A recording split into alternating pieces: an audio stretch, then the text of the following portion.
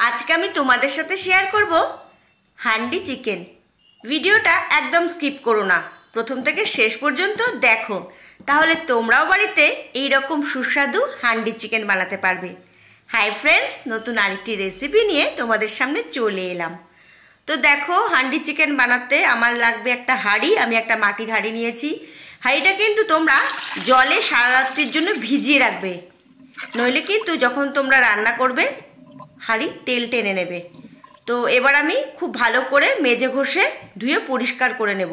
Half চামচ মৌরি, half চামচ গোটা সাদা জিরে, হাফ চামচ গোটা ধনে, হাফ চামচ গোটা গোলমরিচ, এক টুকরো দারচিনি, দুটো লবঙ্গ, চারটে এলাচ আর জায়ফল জয়িত্রী।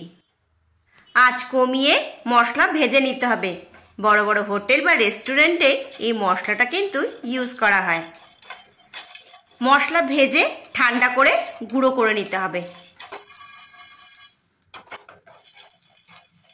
তোমরা চাইলে মিক্সিতে গুঁড়ো করে নিতে পারো, আমি শিলনোড়ায় বেটে নেব। তো দেখো, বেটে নিয়েছি। সামান্য একটু গোটা গোটা থাকলে কোনো অসুবিধে নেই। একটা কড়াই নিয়েছি, এর মধ্যে নিয়ে নেব 800 গ্রাম চিকেন। চিকেন ভালো করে ধুয়ে পরিষ্কার করে নিয়েছি। এর মধ্যে দিয়ে দেব কুচিয়ে নেওয়া পেঁয়াজ, দিয়ে দেব গোটা শুকনো লঙ্কা, দিয়ে দেব দুটো গোটা রসুন।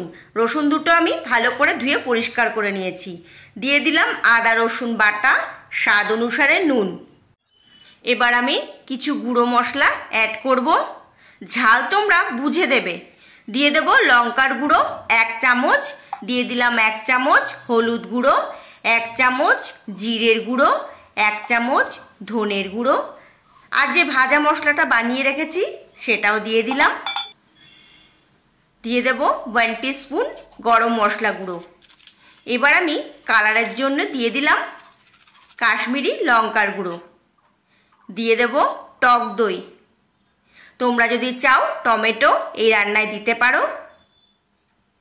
এবার আমি সব কিছু উপকরণের সঙ্গে ভালো করে মেখে নেব। তার আগে দিয়ে দিলাম সর্ষের তেল। তোমরা কি করবে, সর্ষের তেল খুব ভালো করে গরম করে তারপর এর মধ্যে দেবে। তো দেখো, সব কিছু উপকরণ দেওয়ার পর হাতের সাহায্যে খুব ভালো করে মেখে নেব।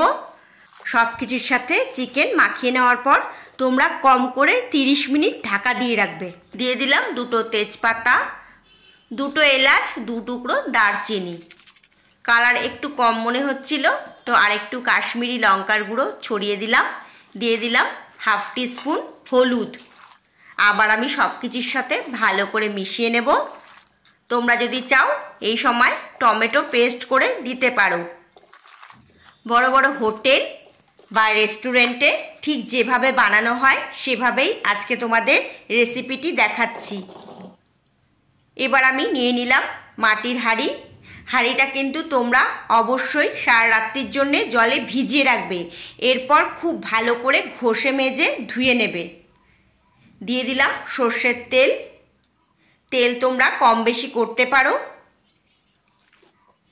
এবার আমি সব কিছুর সাথে মিশিয়ে রাখা চিকেন এর মধ্যে দিয়ে দিলাম।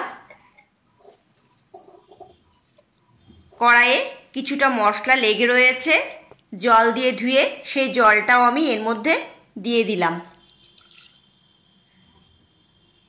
ঢাকা দিয়ে দিয়েছি। তোমরা যদি চাও চারদিকে আটা দিয়ে মুখ আটকে দিতে পারো, ঠিক বড় বড় হোটেল রেস্টুরেন্টে যেটা করে থাকেন ওনারা, আমি যেটা দেখেছি। তো এবার আমি গ্যাস জ্বালিয়ে নিলাম। আঁচটা কিন্তু একদম কমিয়ে রাখবে। এবার আমি হাঁড়ি বসিয়ে দেব। তোমরা কিন্তু আঁচ বাড়িয়ে রান্নাটা করবে না, আঁচ একদম কমিয়েই রান্নাটা করতে হয়। কিছুক্ষণ পর ঢাকা সরিয়ে নিয়েছি। এবার আমি একটু নেড়ে দেব। তো দেখতে পাচ্ছ কতটা জল বেরিয়েছে। এই রান্নায় কিন্তু আলাদাভাবে কোনো জল ইউজ হয় না। তো আমি সবার প্রথমে সামান্য একটু জল দিয়েছিলাম, তার কারণ পাত্রে মশলা লেগেছিল তাই দিয়েছিলাম। তোমরা যদি চাও জল নাও দিতে পারো, তবে আমি তো বলবো সামান্য একটু জল অবশ্যই দেবে, নইলে কিন্তু নিচ থেকে পোড়া লাগার একটা ভয় থাকে। তো দেখো মাংস অলমোস্ট সেদ্ধ হয়ে গেছে। দারুণ একটি রেসিপি, সামনেই জামাই ষষ্ঠী আসছে। বন্ধুরা আমি তো বলবো এই রান্নাটি অবশ্যই একবার ট্রাই করে দেখো। তো দেখো আমার রান্না একদম কমপ্লিট হয়ে গেছে। আমি এর মধ্যে সবার শেষে একটু ঘি ছড়িয়ে দেব। ঘি অপশনাল, তোমরা যদি চাও দেবে, না দিলেও কিন্তু কোনো অসুবিধে নেই।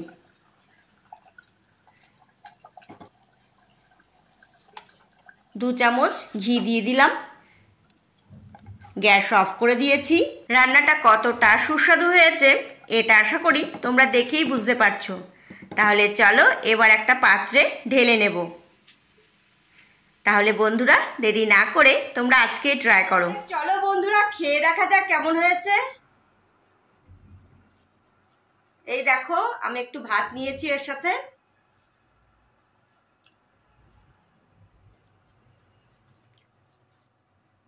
খুব ভালো হয়েছে আর খুব সুস্বাদু হয়েছে। আর চিকেনটাও একদম গলে গেছে। এই দেখো